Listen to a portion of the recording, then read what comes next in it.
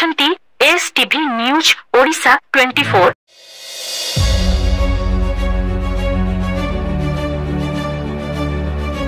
जसीपुर ठारे गंजेई चोरा चालान बेले माड़ी बसिला पुलिस। गंजेई भर्ती कार जबत सहित दुई गंजेई माफिया गिरफ। आज अपराह्न एक स्वीप डिजार कार रे गंजेई भर्ती होई फुलबाणी ठारू मयूरभंज जिला बॉम्बे छककू चोरा चालान हेउथिबा बेले जसीपुर मुख्य बजार ठारे मानी बसिला जसीपुर पुलिस। गंजेई भर्ती गाड़ी रू मिलिला 90 केजी गंजेई, जार आनुमानिक मूल्य 7,20,000 टंका हेबो बोली जणा पड़िछि। एई नै जसीपुर थाना रे एक मामला रुजु करी अधिक तदंत जारी रखिछि पुलिस।